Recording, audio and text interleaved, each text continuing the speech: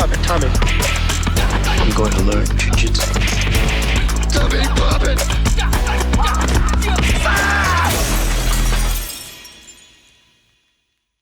Today, our guest is, as he says, the least known, well-known Jiu-Jitsu competitor, Tom McMahon. A lot of you know the Again BJJ brand. Tom's been on the mat since 2005.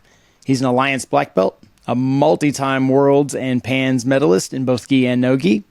He's a Pan Am champion, 5-time Worlds champion, including adult purple, masters brown, and black belt no gi Worlds masters. He shared the competitive mats with names like Comprito, Antonio Braga Neto, João Roca, Cyborg, and Buchecha at Worlds twice. Buchecha matches were a decade apart. Tom, welcome to the podcast, buddy. How are you? Fantastic. Thanks for having me. I like what you did with that. That was a good intro. Oh, thanks. Very, very long and reedy.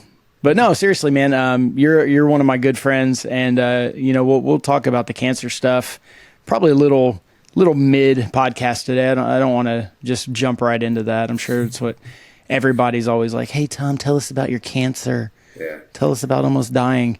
I would like to mention that, like I said, I feel like you're one of my good friends, and you never even told me. You called me after, and you're like, hey, by the way, bro, I know you haven't heard from me in a long time, but I had real bad cancer, and I was dying. And so, yeah, I'm good now. So we can be friends again. Well, I was like, sweet. Let's go get ice cream. Yeah, well, which is perfect. It's not right ice cream either. It's Ritter's. Which yes, frozen custard. It's worth differentiating. Exactly. But you have the memory of like a Labrador Retriever. So I figured you wouldn't even notice the time gap. And the show back up and everything would be cool again.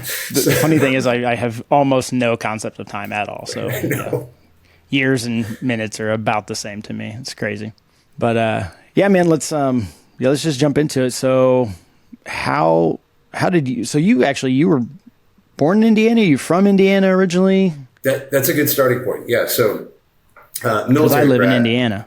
Yeah, military brat, which means that I was born on a military base, and it also means that I moved around a lot. So I actually grew up as a kid in Southern California, and about 5th grade, my parents split up when I was young. So my dad was in Northern California, we were in Southern California. My mom remarried. Stepdad's awesome, and he was from the Midwest, and he was a pilot, and he wanted to get back towards the Midwest, and so they gave me the option. Like, we can stay in Southern California, or we can move to Indiana, and we'll get you that dog you always wanted. I said, easy, stay in SoCal. And they said, cool, we're going to Indiana. And they gave me a puppy. So that was how I got to Indiana. That was 5th grade. I stayed there all the way through college, and then work took me back to the West Coast and kind of bouncing around again. But my parents are still in Martinsville. And actually the way we connected was I started Jiu-Jitsu and was coming back to visit them frequently, obviously. And the best jiu-jitsu in Indiana then and now, I'll say it, I don't care what anyone else says, is IBJJ. So that was how I went. Came to visit and just hit it off, and I wouldn't go anywhere else when I come home. Ryan, you've got almost a similar, because you were born in Germany or something, right? I was born in Germany. Yeah, Army brat, moved around a lot, same thing. Where were you born, Tom? Great Lakes, Illinois.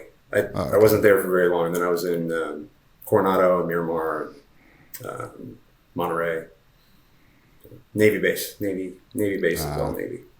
Oh yeah, I was all Army. So born in Landstuhl, Germany, lived in Fort Lewis, lived in Indianapolis, obviously a little bit in Oklahoma. 3 different middle schools, 3 different high schools. So you know the drill. I do. I changed schools every year except for one, from like kindergarten all the way through basically 6th grade. So there's always new schools, always new routines. I didn't realize how many coping mechanisms and how used you get to moving until I later married my wife, and I moved her like 6 times in the first 7 years we were married, and she had a hard time with that, shockingly. She did great, but it was hard for her, and I just didn't even think about it. And that's one of those adaptations of being a military brat. Like, you just get moved around a lot. You don't even think about it. Yeah. And it's more rough on you than you would think too. Mm-hmm. Like just starting all over, making new friends and stuff. It becomes kind of routine after a while. And then Like actually, when I moved as a kid, I remember being excited every single time, but then dreading going to school and having to start all over. Yeah. Yeah. Should we say how I know Ryan? Because I met him through you, and then he's always found some way of ducking, rolling with me. Toe, his mom was calling him or something, or like he had to go pick something up. He had to leave. I had to go return some videotapes. When we first logged on, so this is for the listeners. The last time Tom was in town, Ryan had actually hurt his toe pretty bad, and he was like, "I'm not rolling with Tom. I hurt my toe," and Tom, just berated him forever. So we told Tom today that that Ryan hurt his toe, so he wasn't going to make it on the episode. 2/3 of this podcast has almost died and still rolled, but just saying. That's a true story. That's a good outlook, Tom. I did too. Like a toe injury can be real serious. It could get your hangnail could get infected. I could have lost the toe. I don't know. Yeah, man. Those things are a big deal. Tommy. How'd you start jiu-jitsu? Yeah, so this is a fun story. So I had done martial arts since I was a kid. I wanted to be a ninja. They don't tell you when you're a kid, there aren't 6'3" ninjas, but whatever. I didn't know I was going to be 6'3" either. So I started doing Taekwondo. I did all the normal stuff, Highland Kung Fu and stand-up striking, anything you could find. I got a black belt when I was like 13 or something. And I made the mistake of thinking that meant that I could defend myself. And, it's Indiana, we were playing, I think, pickup football or something, and I got into a verbal altercation with a kid who was like 3 years older than me, but he was a full-grown man. So I was like this lanky little kid, hadn't hit a growth spurt yet, and he was basically 18 on his third lap through high school as a senior. And he jumped me. And when I went to the ground, I couldn't do anything. I got like soccer kicked in the head a bunch of times, and because I didn't know how to do a technical stand-up.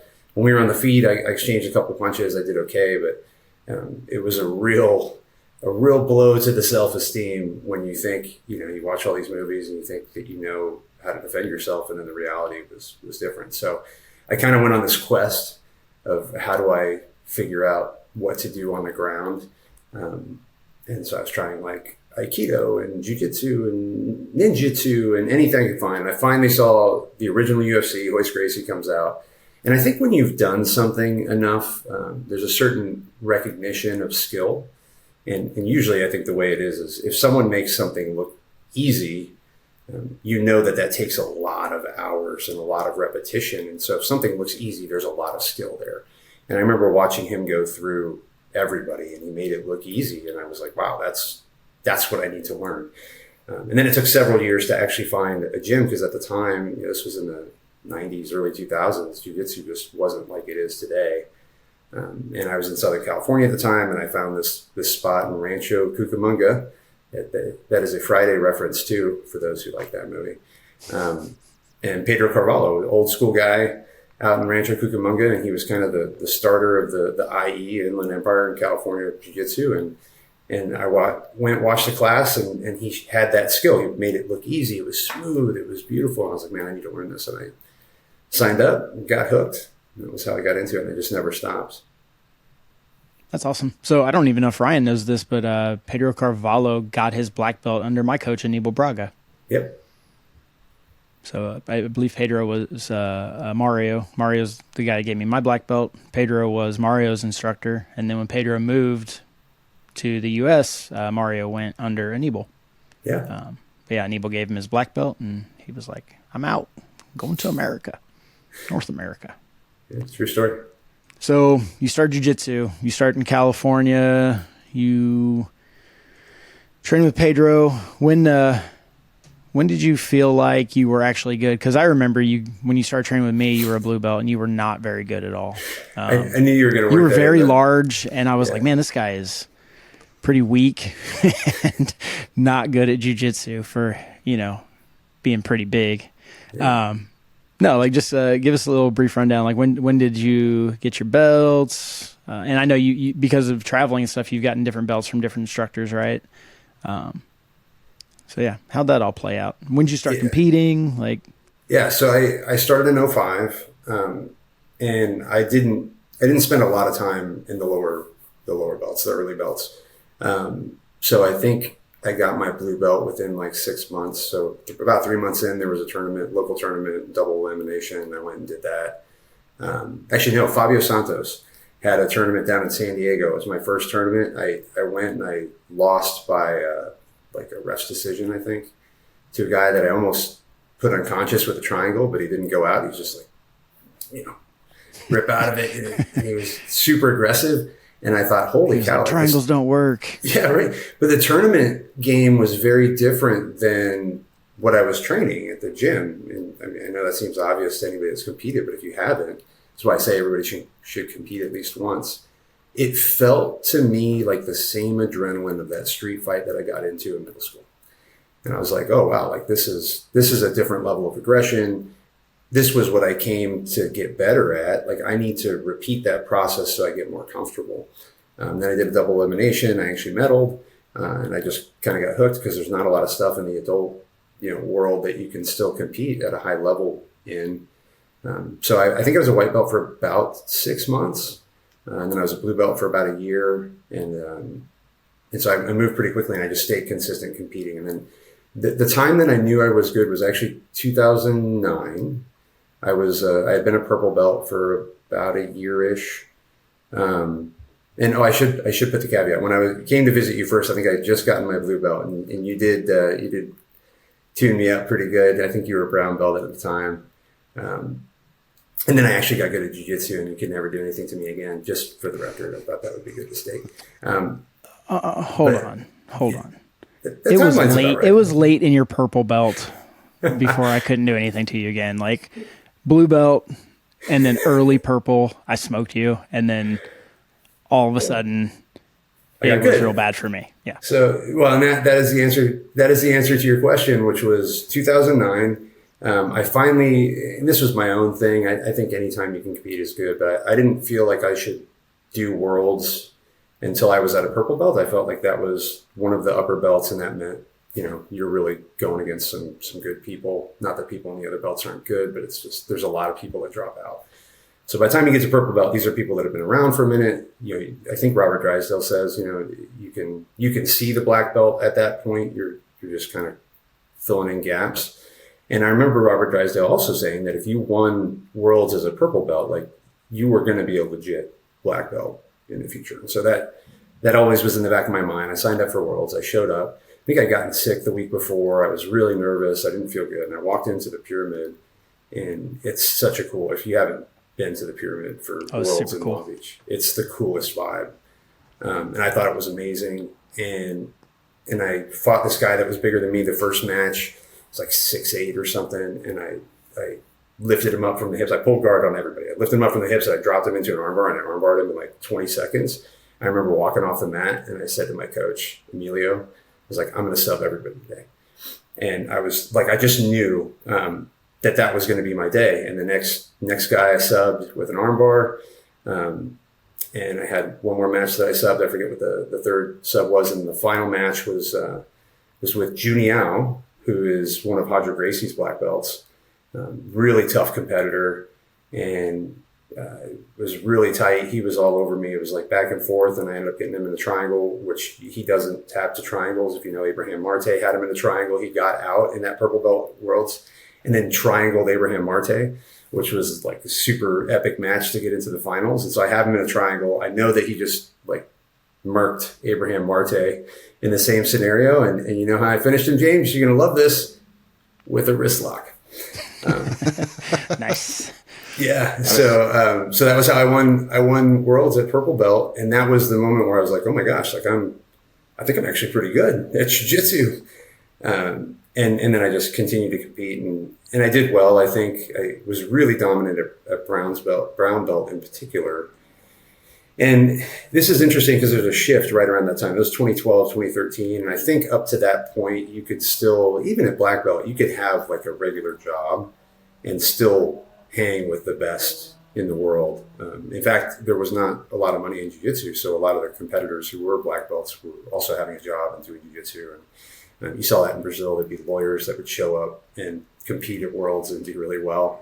And then I think somewhere around like 2016, 2017, it really started to get to where it's very difficult if you have a job to compete well. And I kept doing it. But that was the turning point. 2009, I was like, okay, I'm okay at this. Was there anything that you were doing that was different than the people you were competing against? That's a good question. That was an interesting time because at that time, everything was new. So half guard was getting popular in competition, and then it was X guard, and then there was spider guard was taken off because Humboldt Hall was like setting the world ablaze, and like every time you went to the tournament each year, there was the newest move. Baron Bolo came out, and I think I've kind of had the same game since 2005. It's primarily a closed guard game, or if I get on top, I'm going to do a relatively traditional, quick outside pass or a knee slide or some sort of a pressure pass. It's not very complicated. And I've had that success because of it. So I kind of kept to relative basics. And then the difference was I would learn the new thing. And in some cases I wasn't very good at it, or it just didn't seem practical with I'm not going to Baron Bolo with a 350 pound dude on top of my neck. So I wanted to learn the technique to understand it, but it was more about just not getting into think of Mr. Miyagi, like, how do I avoid this? Like, better no be there. And so that was kind of the approach, was like, how do I not get to those spots? And then how do I do my game? Whereas I felt like at the time, everyone was trying to get the new thing. But I think that's the biggest difference. Just try to stay true. And then I think also as you go through jiu-jitsu for a long time, that process is actually good, of like adding new armaments to your quiver. You just add new arrows. But at some point you can actually have this delay due to indecision, right? You're like trying to pick the right weapon for the job. And, like a hammer works pretty well for most things that you're trying to break.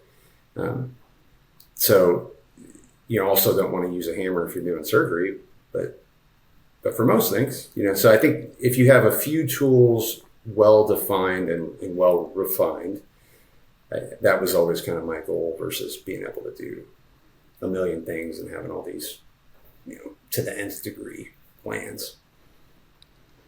Did you always compete really well? Or did you ever have a slump where you just got smashed a bunch? Yeah, so I'm kind of a nerd with this stuff. So I have an Excel spreadsheet where I've kept my stats since white belt of all my competitions and how many matches I had, what my winning percentage was, submissions, medals. And consistently, I've always, like, my winning percentage is about 66%, which, better than average. And usually if I win, it's changed a little bit at black belt. It's harder to get submissions, but usually if I win, it's by submission. And there was this year, I remember showing it to Damien, who runs the Alliance Gym in Minnesota. He's my mentor, good dude. And I was showing him my stats because I was like, no, now. And he's like, what happened here? And I think it was like 2011 or something at brown belt. Maybe it was 2013 or 14. I had injured my back pretty bad doing deadlifts. And then I got like real busy at work. So I was only training a couple times a week. And I kept trying to compete anyways. And I just got spanked by everybody. It was awful. Like, I think I might have won like 20% or something. And at the time, like, I couldn't fathom not training, even injured or busy, and not competing. Now I think I've gotten a little better about saying, okay, like, if I could do jiu-jitsu once or twice a week, that's cool. Like, I'm going to maintain jiu-jitsu. It's going to be a part of my life forever. But also, if I'm not like in competition shape or not ready, I don't have to compete in every tournament. And I certainly don't have to go to a major and spend all that money. And this is another factor too. When you're in California, that was like the mecca of competition at that time. There were tons of tournaments all the time.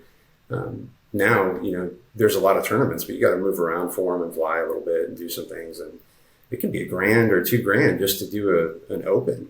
And so I've been a little more selective about what I'm doing and trying to be prepared. What does your training look like when you're getting ready for a competition?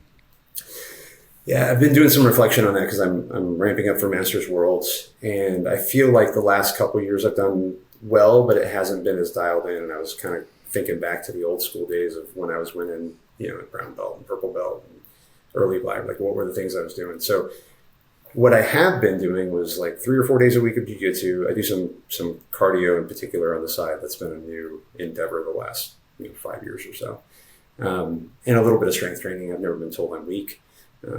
Except for James, he thinks he's stronger than me, but we both know that's not true. Totally true. Yeah, so I'm very strong. Everyone knows this. Totally. I can't believe you don't lift weights. It's crazy. So I don't hurt my back. So usually it's 4 days a week. And traditionally, I think back in the day, I would go to more consistent, alliance classes. There'd be the technique. You do, some position specific, and then you would spar. And then maybe once a week you have like a full sparring day. So I'd get like 3 days of technique plus sparring and 1 day of kind of full sparring. And that had morphed over the last few years where, because there's not an alliance where I'm in Miami, I've kind of bounced around to a few different schools. And so I'm not doing as much of the traditional, like you get some technique and you're getting some reps in and some drills. And I've just been doing a lot of rolling. And what I've realized is the sharpness and speed of decision is not quite as good as when you drill. And I know everybody right now is all into the, I call it the ergonomic learning. What is it? Constraints based or ecological or whatever, amphibious learning. And there's a place for that. And we always call that playing games, right? But there's a place for that. It's actually a really good method. But I also think, if I think about every sport ever, you do drills. And it's more, I think, to get your central nervous system kind of connected, things moving all together, your body working in unison, and just being automatic so that some things you just don't have to think about. And then you can focus on the things that you do want to focus on and be more strategic and make adjustments during the game. So I think there's a place for both. But what I've really gotten away from in recent years is I haven't been doing the drilling. And I think my performance in competition reflects that. So my plan for this Masters Worlds session is, in addition, I've got 4 days a week kind of mapped out, some very specific things I want to work on with uchikomi, like going back to some takedown entries. I don't even think you need to do the full technique. I think there's just like getting to the position is really important, and who gets there first often is the one that wins the exchange. So trying to bridge some of those gaps that I've noticed in the last few competitions so that I can really have that on automatic, and then I'll do my sparring sessions and keep my cardio and strength routine in place, and we'll see how that turns out. I figure eventually if I just keep competing at Masters Worlds, people get so old I'll be the only one left and I'll have to win again, right? That's my plan. So now, are you doing stuff every single day, like jiu-jitsu wise, and then you're working out, lifting, doing something? So yeah, so I'm always doing something. No days off. It used to be jiu-jitsu like 6 days a week, and then I would kind of fit in the other stuff. And as I've gotten older, I'm 45 now, I find jiu-jitsu kind of wears me down more than it builds me up. And then also, jiu-jitsu is that one weird sport that the longer you do it, the better you get, the more efficient you are. So I don't get the same cardio benefits and the same physical benefits that I used to get when I only did jiu-jitsu. So I really feel like now jiu-jitsu is a skill.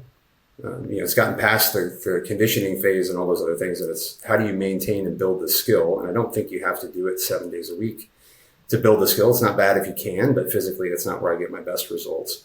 And then I try to fit in, 3 to 4 days minimum of some type of cardio, and I vary that between, base cardio, kind of lactate threshold and VO2 max. And then I do about 2 days a week of strength, like with kettlebells specifically.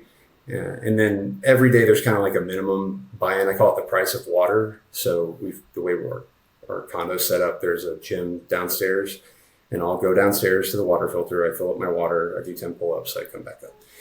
That's like my little break, is like every time I'm passing by downstairs, I hit 10 pull-ups, throw some push-ups in during the day, just kind of grease the groove kind of stuff. And for me, that maintains much, much better. And I almost feel like it's armor building so that I can do jiu-jitsu without getting hurt.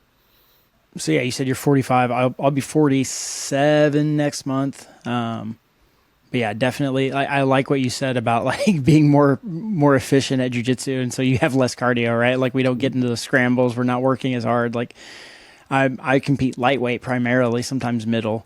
But I like a heavy person's game. I like very tight and like a lot of pressure, and it's so much easier, and it's easier on our bodies as we get older, you know. I still like to scramble. I like to be able to do it, but man, rolling around with freaking 20-year-old collegiate wrestlers is completely different than fighting the 45-year-old jiu-jitsu guy.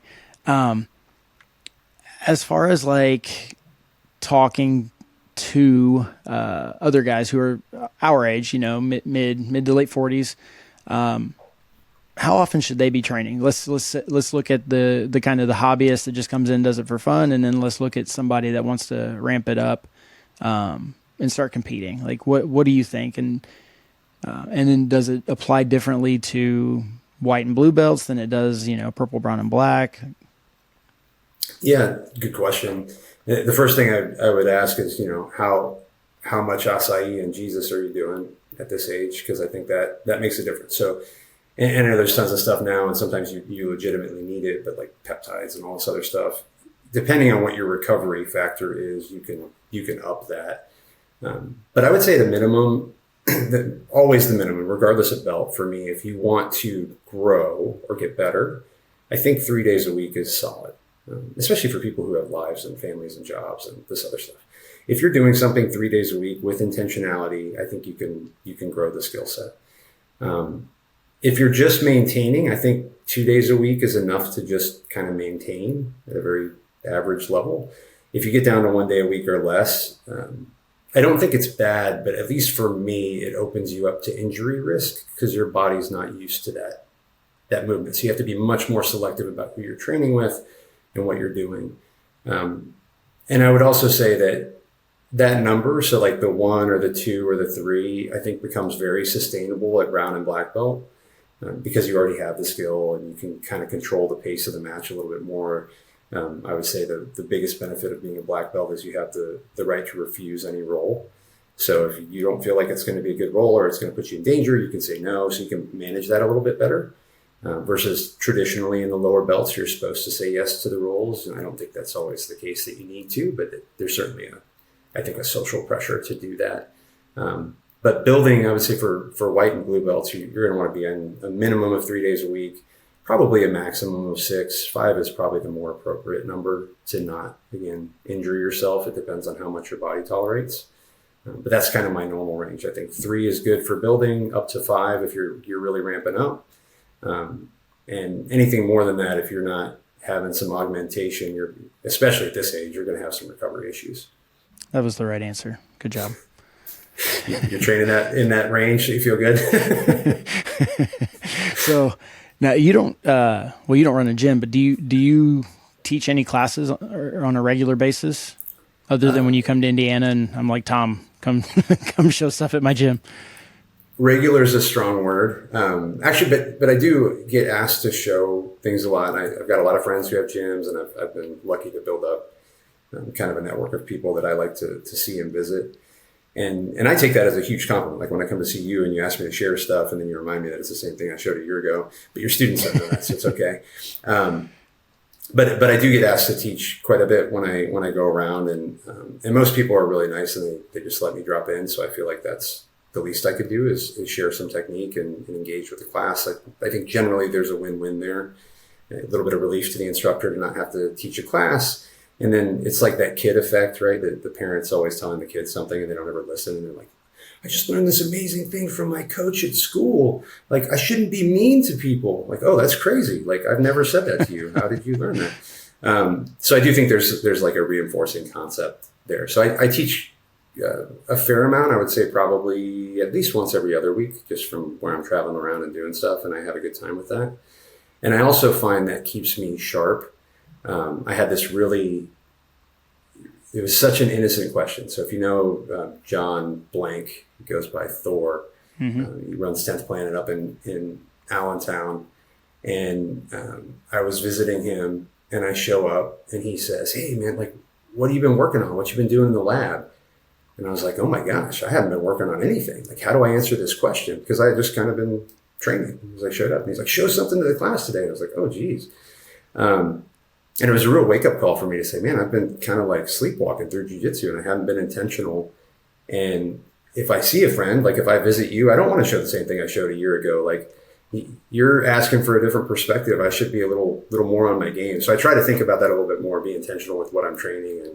And now I'm always prepared if I show up to someone's gym, like that they could ask me to show something. So I'm always ready to try to chime in and follow the theme, of what they showed that day, if it's an add-on or just kind of jump in for something that makes sense for the class. Yeah, I'm always telling my students, like, be game planning, right? Create a game plan. Like, at any moment you should be training something to improve on, whether it's stuff you're terrible at, whether it's something you're already good at and you're just trying to expand on that and kind of master it, if you will. But yeah, I find myself doing the exact same thing. I've had that question from multiple people, like, hey, what are you working on right now? And it's like, I've been beating up some white belts. my back hurts. So, a lot of women and kids have been, getting triangled and, nothing new at all, 'cause everything hurts. So, but yeah, no, that's a great point. What I want to ask, white to black, from day one you started training until the day you got your black belt, how long was that? I think it worked out to be about 8 years and some change. So essentially I got my purple belt in like 3.5 years, I think. And then I got my brown belt within 4 years. So something less than that. I was on a fast track. And obviously the success at tournaments was pumping that up. And then unfortunately, the school in California shut down. So you'd asked me about belts. I got all my white through brown through Pedro. And then he ended up moving. The school fell apart. I had to move for work, so I ended up in Minnesota, and I linked up with Alliance. Alliance Minnesota is the best gym in all of Minnesota up there. It's fantastic. And so Damien kind of was there. And initially, I didn't know what I was going to do and what team I was going to be on. I was kind of talking to some different people I was close with. And I was up there for about 6 months, and they were competing and doing some stuff. And I said, hey, look, I'm going to compete anyways, so I'm going to generate points. I may as well put them under your flag while I'm here.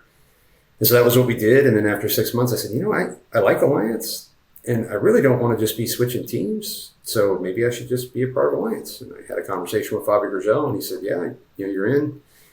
And then I ended up moving to Canada, and I just never changed teams again. So I trained up there for 3.5 years with the Nova Niao school, and had the conversation up front and said, hey, I'm with Alliance. I'm not changing teams, but I'll come train here. And if you don't want me to compete in the same competitions as you guys, that's cool. And they said, yeah, we don't care about that. That was an awesome gym. And that's the same thing I've done every time I've moved at this point. So I've been a part of Alliance for since 2012. So 13 years. And when I go somewhere new, I say, hey, this is the team I'm on. If that's a problem, I'll go somewhere else. And people are usually pretty cool about it. But because I went there was kind of two factors. One, I was not well known. And at that time, people were jumping around for belts. I think it's a little less common now, but maybe not. Maybe I'm out of the loop. And then also I was a good competitor. And so when you're doing well, they want to keep, the point is to be the best team in the world for Alliance, right? And they're doing that very successfully. So if you're generating points, there's kind of a thought too of like they want to give you the chance to win worlds and to win the big titles. So they'll keep you there if you haven't gotten that gold medal, more to honor you and let you do that. And so I was a brown belt for longer than all of my other belts combined. I think I got in a brown belt at like 3.5 years, like I said, and then I was a brown belt for like 4 or 4.5 or something like that to land at the 8-year mark. And then I got a black belt. And now you look back, I've been a black belt for 13 years, 12, whatever it's been. And it really is the start, and it changes the way you roll, and it doesn't really matter how long it took to get to black belt. I think everyone asks that, and I don't think you asked it in this way, but a lot of people are like, oh, BJ Penn got it in 3.5 years. Are you a prodigy? Are you whatever? Did it take you 12? Did it take you 20? Did it take you 5? I don't know how much that matters as a general statement. The only thing for me that was a little bit unfortunate about my situation of the moving and everything was I was lockstep with the big names all the way through brown belt. So I fought Buchecha at purple belt in 2009 in the open weight when nobody knew who he was. Kicked my ass, but that's not the point. you know, I was fighting all those guys that were in that generation coming up, and then I got, you know, kind of locked at brown belt for a number of years while they were all at black belt doing their thing. And then my timeline to compete as an adult at black belt was relatively short, both, you know, because of what happened later, but also just because I was aging. So there really is a timeline there. So, but I got to run at adult as well, and now I'm very comfortable fighting people my own age. We were talking about scrambling and all that stuff before. Like I have zero interest in a 10-minute match with a 20-year-old that just has an endless gas tank. It's like, not for me. I did. Well, I went out to Vegas for Master Worlds one year and missed registration. So I was like, well, I'll do Jiu-Jitsu Con. Like I usually do all three anyway, and wasn't really paying attention to my weight or anything. So I think I ended up a little bit like in middleweight. And I remember the first guy I pulled, Brazilian guy, and I was talking to Christian Woodmanzi, and he's like, oh man, do you know that guy? And I was like, no. He's like, he's a 22-year-old super stud from Brazil.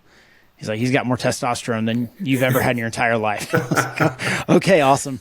And we had a really good match. I got into my game, and I felt great. Like I felt like I was ahead. You know, he scored early on, but once I got into my game, I was like, okay, no, I'm definitely controlling this match. And then I went for a sweep right around that 5.5 minute mark mm-hmm. and like just lost my grip. He got my back and I was like, this is terrible. I tapped. It was like right at 6 minutes. And then I went on to no gi, and in the first round, just jacked guy from Chile. I think he ended up winning the bracket, but not that matters. But same thing. We have a really good match. Like, and I'm sweeping him. I'm taking him down. I'm passing his guard. And it was like everything I did to him, he just like, he would just like Turkish get up and stand up out of it. And I'm like, oh my God. And then same thing, right at the 6 minute mark, he like, I go to roll, like I go to turn, and my body was just like, no, we're past 5 minutes. We stop at 5 minutes. What do you do? I lost both matches right at that 6 minute mark. And like, I was upset about it first, and I was like, oh my God, like, dude, I never roll more than 5 minutes. I never do a 5 minute round. I was like, it was almost like my jiu-jitsu just stopped. You know what I mean? Yeah. And, so, you know, when I came back, once I kind of made that realization, I changed the way I train. 99% of the time I still do 5 minute rounds, because 99% of my matches are 5 minutes, but we'll alternate round times and stuff. And like, I make sure I'm rolling 7, 8, 10 minute rounds sometimes. And, the actual reason I asked your timeline from white to black was, because I know you fought some big name guys, and I knew Buchecha was at purple belt, right? Yeah. So were you kind of relieved, like when Buchecha became like the greatest ever, that you're like, oh, I don't feel bad about losing to him at purple? Or I didn't necessarily feel bad at the time. It was like an away. So I told you the first half of that story. I went through, I subbed everybody. I won, purple belt. So it was kind of like a really quick, like, confidence boost to an immediate, reality check. So the next day you go back I think it was the next day. Maybe it was that night, was the open weight. I forget if it was the same day. It might've been the same day. And so I'm thinking, man, I just crushed everybody in my division. Like, I'm going to sub everybody in the open weight. I'm going to be a double gold champion. Like, it just already was in my head, And nobody knew who Buchecha was at the time. So he had just won his weight division, and he walks onto the mat, and he's this little kid. He was literally 18. And he was tallish, but he was real skinny. And I'm like, oh, I'm going to mess this kid up, And immediately he did, which is essentially K-guard before it was ever K-guard, for all the people that think they're inventing stuff. He used to have this kind of outside del Hivas sort of thing that he would spin under you real quick and sweep. He swept me in like 10 seconds, and I was like, what is happening?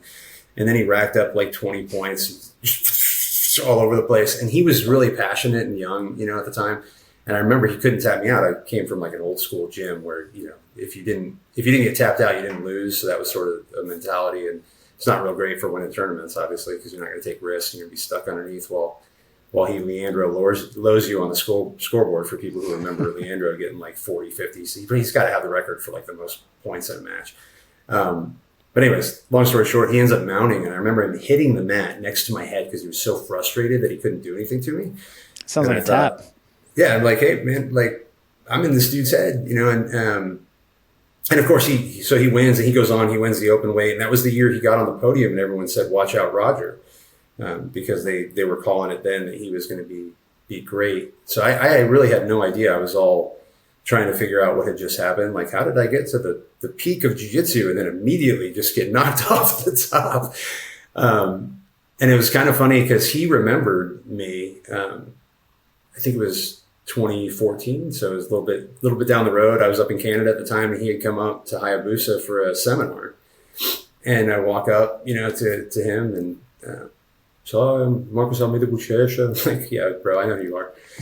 Thanks for the intro. But yeah, I was like, in fact, we've competed. And he looks at me and goes, 2009, purple belt, open weight.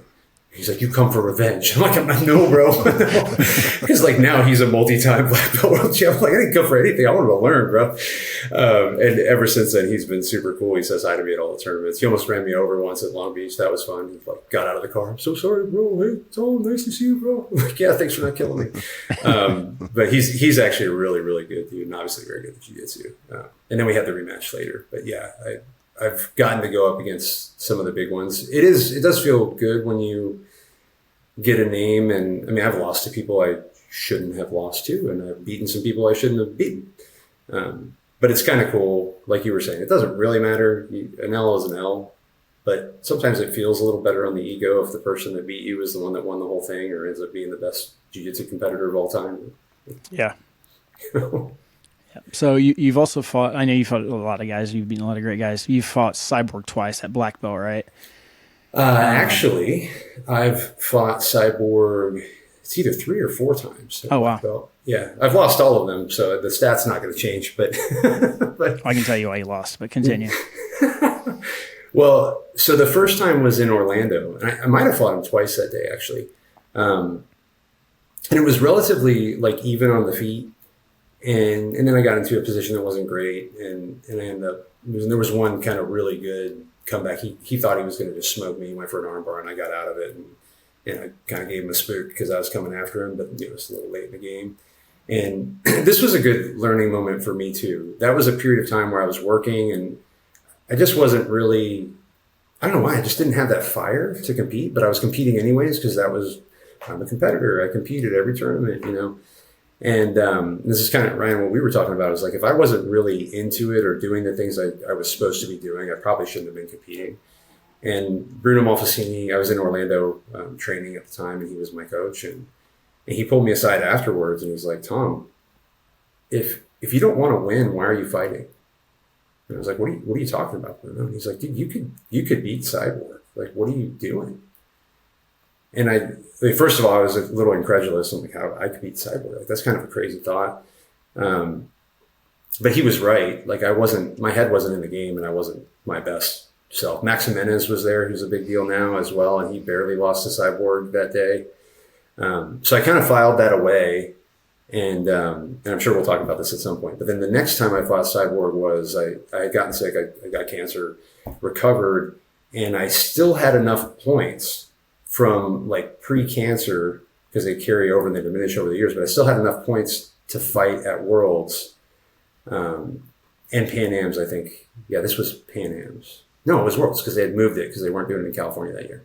So I still had enough points to fight at Worlds. I was like, well, it was 6 months post-treatment.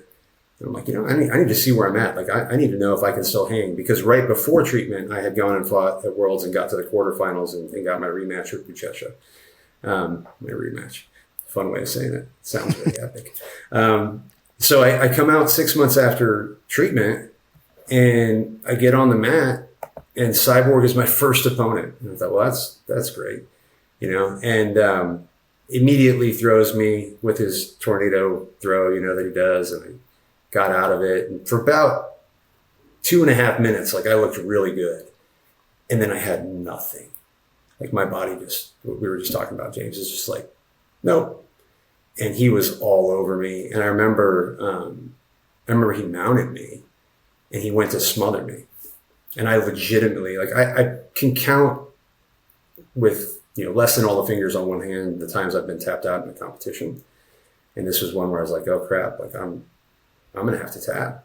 And then I got really angry. Like, you didn't go through all this treatment and almost die to get tapped out by some man boobs in your first return to competition. And the anger carried through, and I got him off me, and I survived the 10 minutes. And the thing that was really cool about him, and I know there's, people have feelings, certain ones, but he's always been really awesome with me. The end of the match, like, he was doing neon face, like, he was going really hard with me that match. I didn't know he knew what I had gone through. So at the end of the match, he says to me, "Hey man, like, I watched all your stories. I know what you've been through."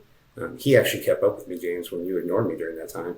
And and he says, "I just want you to know, like, this competition doesn't even matter. It's like, it's nothing compared to what you've done, and like, you're the real champion." And he gave me a big old hug. And I literally actually cried. Like, my dad had come down to watch me come back, and like, my coaches were there from the first time I fought, and I was just like, holy cow. And it put things in perspective, made the loss a little bit easier. But that was literally the last time I fought at adult. I was like, okay, I don't have this gear anymore. And that was a cool milestone to come back and get back on the horse and survive a match with a guy who's, one of the best ever. But it was also a good reality check of like, okay, you're a different, you're different in age, you're a different athlete, you're a different person. It's time to do something different. And then most recently I fought him at Pan Am's, and it was really, really even, literally 0-0, everything on the board. And I didn't set up a takedown attempt very well. And I went for it. He countered it perfectly and ended up scoring right at the end. And beat me, and he joked afterwards. He's like, "Why didn't you pull guard at the beginning?" I'm like, "Well, because of the way the match ended, bro." But he's always game, and he comes to fight, but he's also very respectful. So I've had some really epic matches with him, and it's been a good kind of development journey for me along the way. Yeah, that's awesome. I remember, like, when you first fought him after the cancer and stuff, and I made sure to watch that match. I was like, I'm going to follow Tom. Like, I sat down, I had it Flow Grappling or whatever up on the TV. And I remember you losing. I was like, oh, it sucks. You got Cyborg. And then like watching him like hug you. And I was like, oh man, I should have vacuumed earlier today. There's like a lot of dust in my house, like, getting in my eyes over here. Like, oh, everybody's like, what is wrong with you? I was like, oh, they're like, you're watching a jiu-jitsu match. Like, shut up. Yeah. It's fine. So yeah, man, let's just kind of dig into the cancer thing. So you had cancer, and there's a lot of different kinds of cancer. So what exactly, and like, just tell us about, like, what made you, I guess, get checked? Like, what were the early on symptoms? What exactly was it? Give us the rundown. Yeah. The cancer journey was a very interesting surprise. And actually, I think it's important. I didn't have any symptoms. And the way I found it was I was regularly getting massages as a recovery mechanism, go like once a month. And I went to usually the same person, because if you find someone good, you stick with them. And he was getting into my neck, and I had this lump from a lymph node that was inflamed or swollen. He said, "Gosh, that's weird. I don't remember you having this. Do you remember this?" I said, "I don't remember if I had it or didn't have it." He said, "Well, sometimes it's like a lymph node just gets a little inflamed, or whatever, you get scratched or something. Jiu-jitsu, it's not uncommon. Usually it'll clear itself." He says, "But if it doesn't, you should get that checked out." So it's actually a massage therapist that clued me into it. And I don't recommend this, but I'll just be honest. I had a bad feeling. And so I put it off. And that was actually the year that I ended up fighting at Worlds. And so I was kind of like, I knew it was there, and I'm like, I'm just going to wait, because I have a couple things I want to do, and I'm training really hard. I was in really good shape. At least, I was huge, like, super strong. And I had qualified and went to Worlds and fought really well, actually. It was interesting. I'll go on a tangent for a second, tell a little jiu-jitsu story before we keep going on the cancer trail. But my goal when I was a white belt was to make it to the World Championship and fight on finals day against the best in the world. And so this was 10 years after the first time I had fought Buchecha, and I go to Worlds. I'm fighting Abreu and Marcus. If anyone knows him, he's like the size of a school bus. And he takes me down, I'm losing. I end up taking his back. Like I sweep him, I take his back. And he does this thing where he like grabs your foot with his big thighs and he just breaks your foot. It's not really a move. It's a thing that you can do when you're as big as him. And I get to that position, I'm winning, and he grabs my foot, and I thought, oh shit, he's going to break my foot. And I look at the scoreboard, and I'm winning. And I know that if I win that match, I go to finals day, and I would have been up against Buchecha. I'm like, fuck it, break it, I don't care. And he breaks my foot. And I go on and I win the match.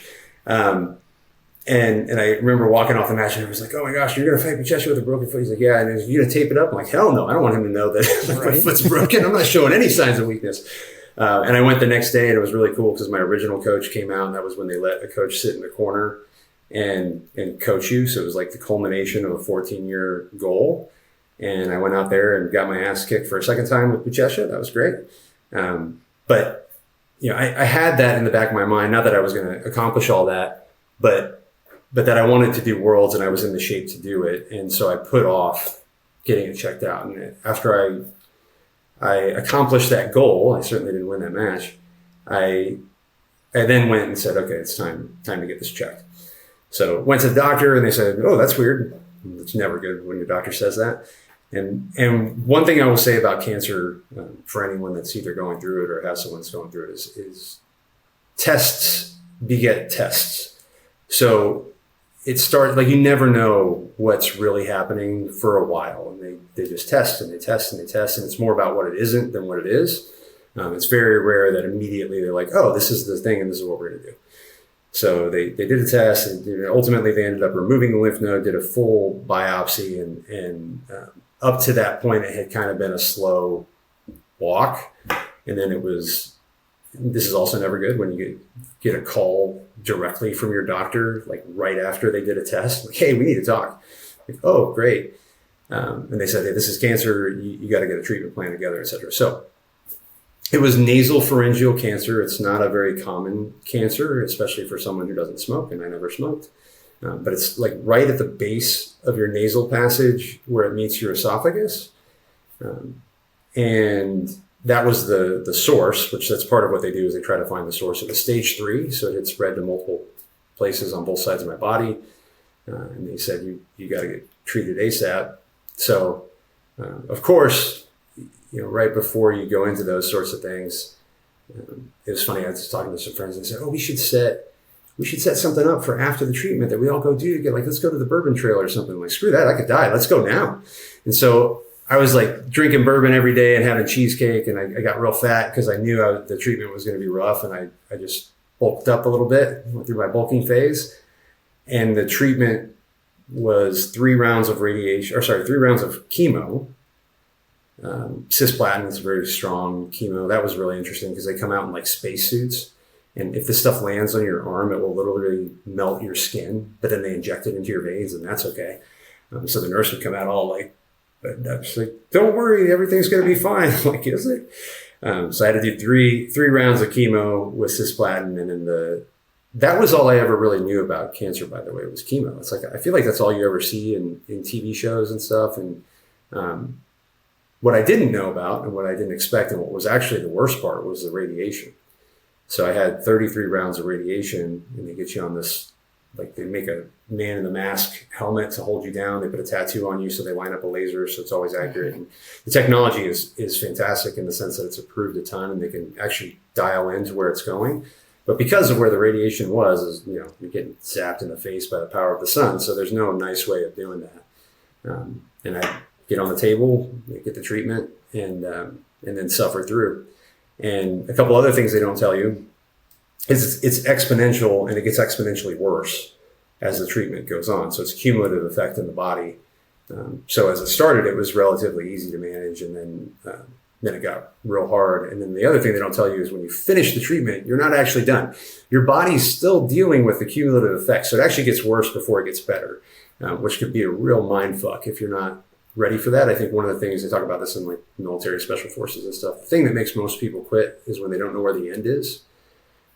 So if you can't figure that out, I think understanding, and I would share this with anyone going through, is like, understand that once you're done with treatment, there's still a piece to get through. And as long as you go in knowing that, mentally for me, it made it better.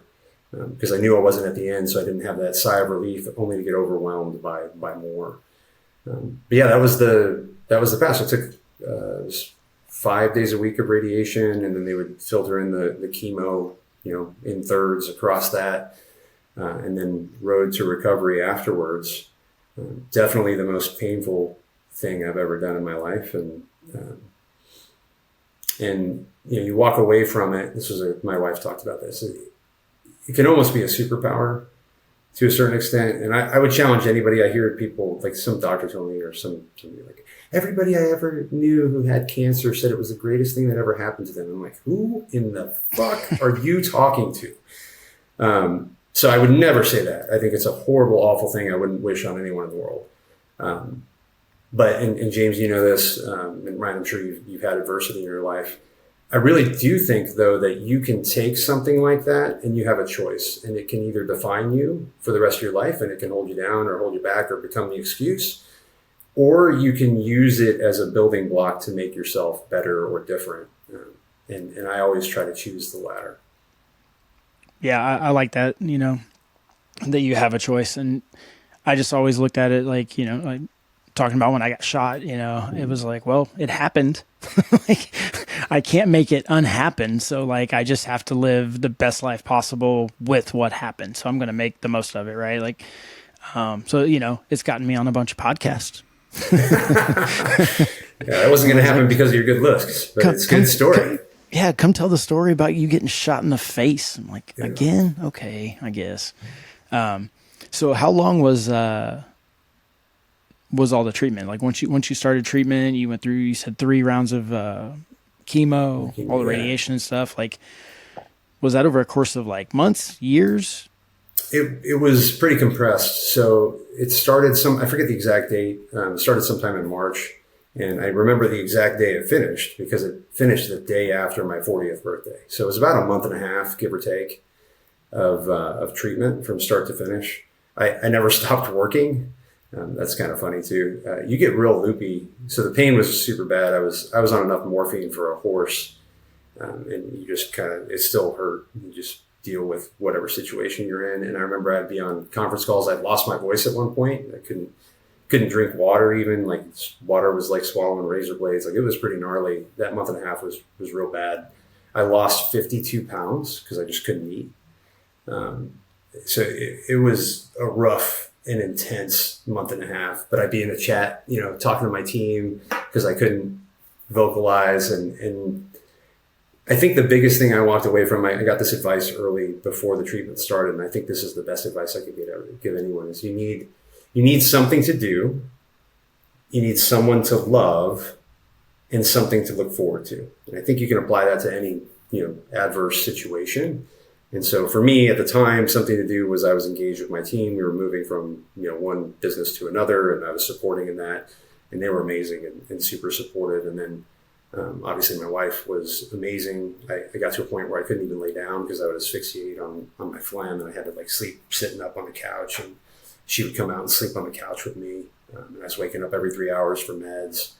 And then we had set a couple of like travel things we were going to do after the fact.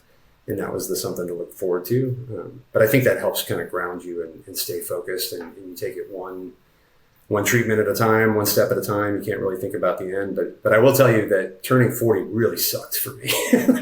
People talk about, I turned 40. I noticed this massive difference. I'm like, yes, but not. I don't think I would have if it hadn't been for that. Right. So this was what, 2020, 2021? It would have been 21, when I finished. That's right in the middle of COVID too, which is interesting. Yeah.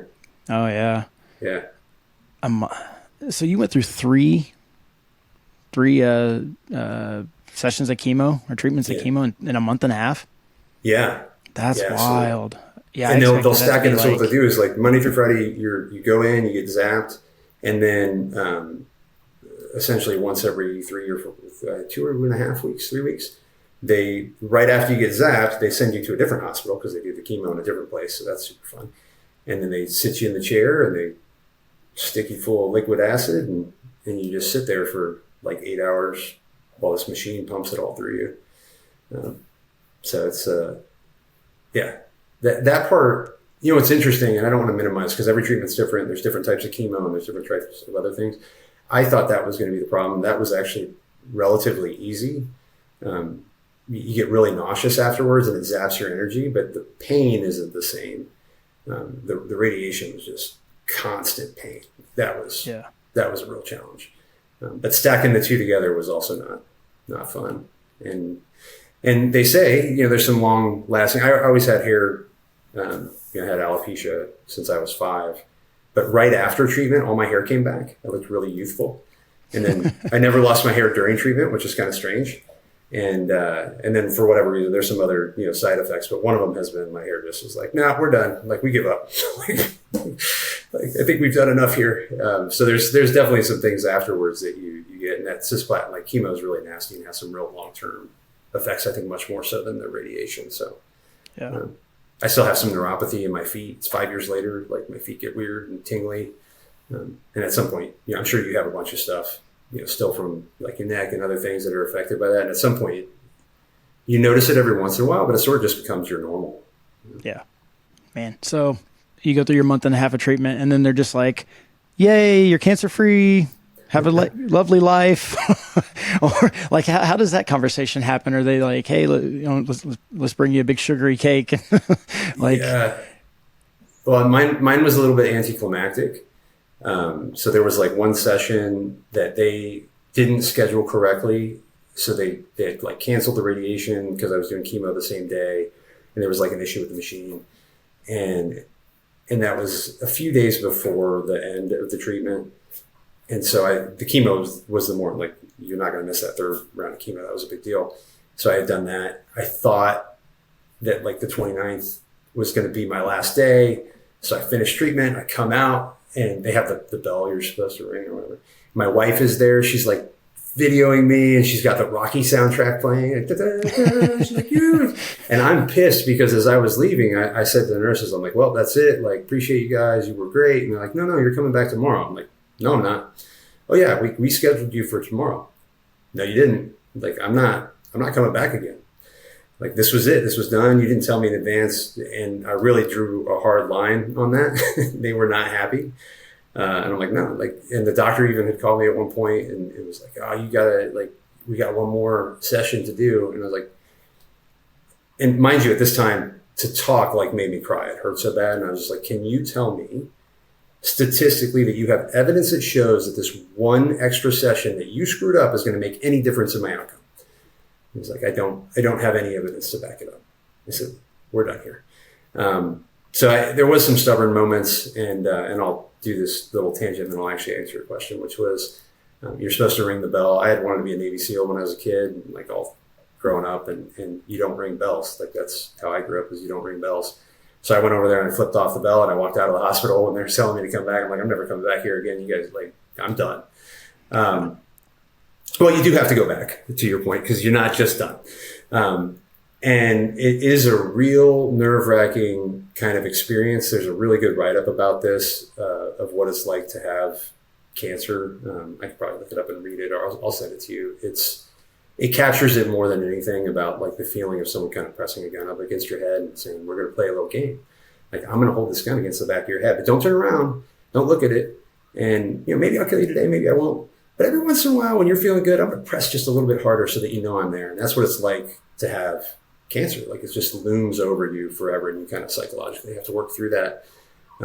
So the follow-up is, in my case, I had to go to an ENT. They're sticking a scope down. You're like looking at where the space was to see if the cancer is totally gone. All they see instead is like scar tissue and all kinds of fun stuff. I'm like, well, it looks like you got radiated. No shit, thanks. And then they were watching your meds. You got to come off the pain meds in a controlled fashion. I couldn't get off morphine fast enough. That stuff was horrible. And then you get into a routine of about every 6 months you go in for a scan, and so you get a PET scan. They pump you full of they pump you full of kind of a chemical, and it's a sugary kind of dyed chemical that goes through your vein, and then they'll do a scan so they can see anything that's lighting up, and that's how you know if you have or don't have cancer. And it depends on the cancer type too. But every single time you go to those, you just got treated. Like, they told you they got rid of it. Like, hey, the treatment was really good. Everything was gone. But every time you go in, you have that doubt. Like, oh man, what if the thing shows something different? And then you get the news, hey, you look, scan looks good. But then they always tell you, but remember, you're not really, you're not in remission. I hate that word, by the way. We'll get to that in a second. Until 5 years. So you're constantly doing this, and you have this kind of looming thing over your head. And the frequency drops down after about 2 years. It's like a once a year scan, and you kind of start to back off. In my case, when I went in for the first treatment, they did the PET scan. It was really obvious, like my lymph nodes and then the source. I also had my thyroid light up on the PET scan, which is a sign that it could be cancerous. And like, don't worry about that. Like, we'll just ignore it for now. Let's focus on the thing that's going to kill you. Cool. It kept lighting up in the subsequent follow-up visits. I'm like, so by year 2, they said, hey, that's not good. It's not supposed to keep lighting up. So maybe we should do something with that. And they did a biopsy. It didn't come back clean. They did another check. It wasn't good. And then they brought me in, and this is how I knew I had a lot of PTSD from the first time around, because I ended up kind of freaking out and actually misinterpreted some of the things the doctor said, where I could have sworn she said, man, you have cancer again. I'm like, 2 times. Holy shit. I'm kind of freaking out, which if I think about it now, I'm like, they didn't do the appropriate test to actually know that yet.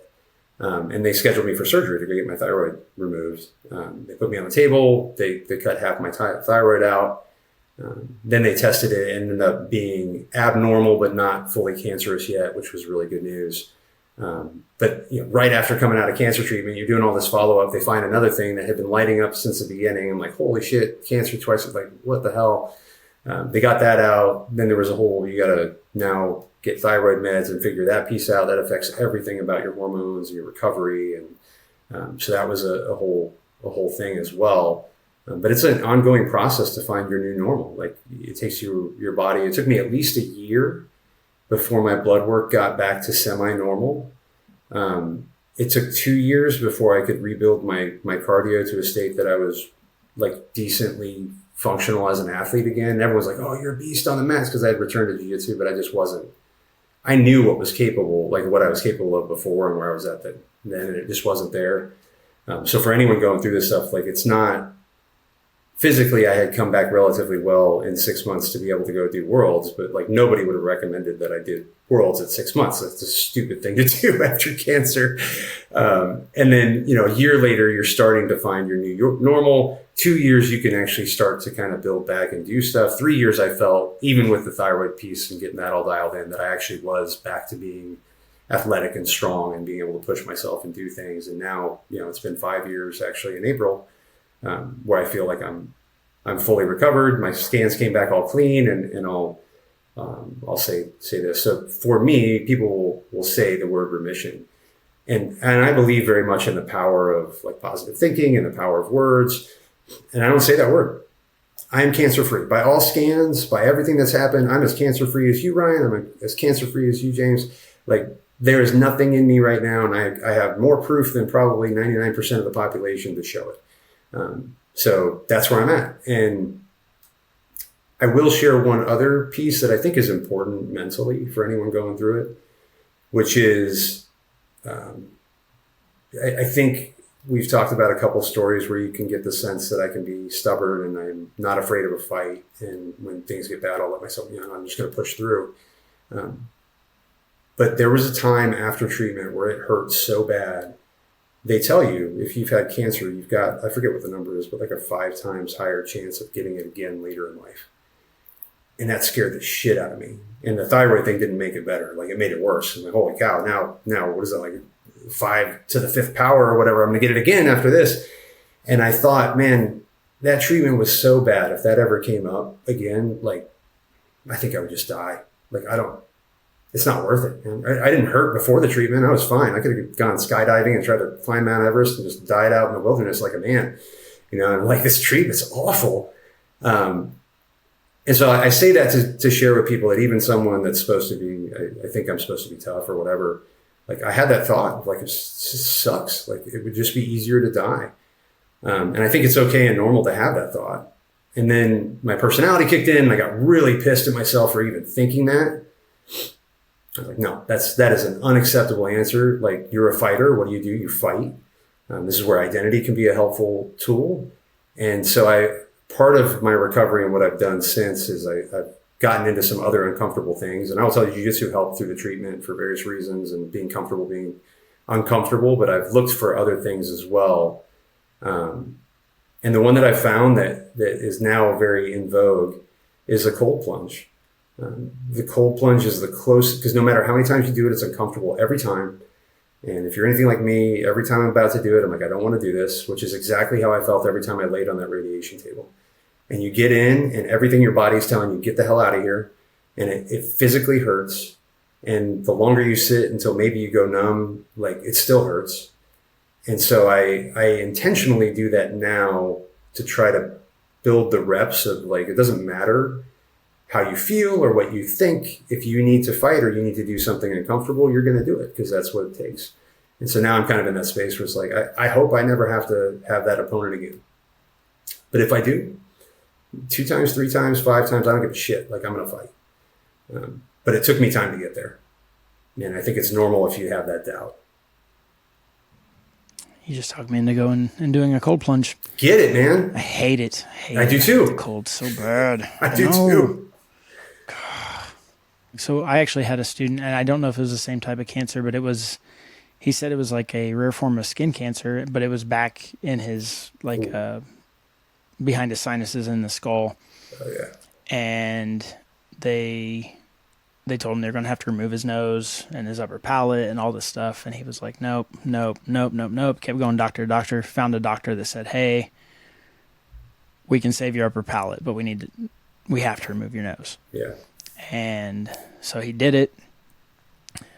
And then he came in on New Year's Day one time with his prosthetic nose on and trained, and then it fell off. So that was the red skull.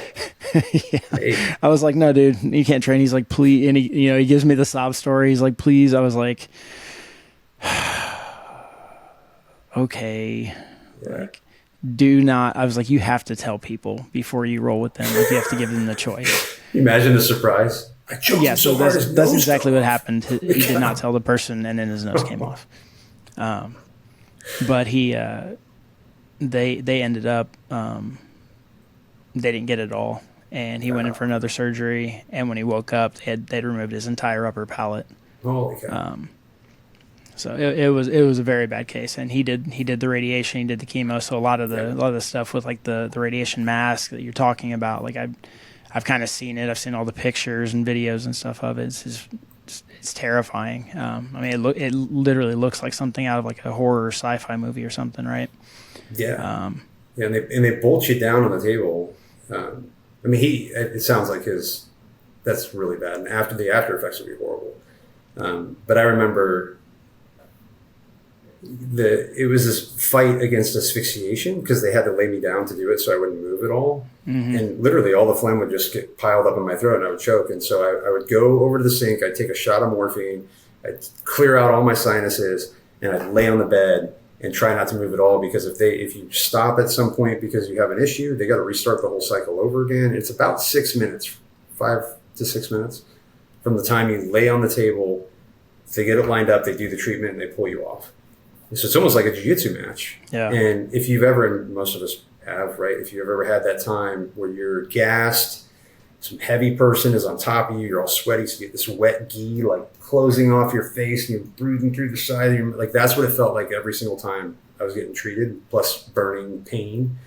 And I remember I would sit there and I was trying to find the way to get through, and everybody will find their own technique. They try to play music, they have some serene mountain landscape above you that was just infuriating. Plus the music sucked. They're playing, you steal my sunshine. I'm like, I'm fucking dying. Like, play something that doesn't suck.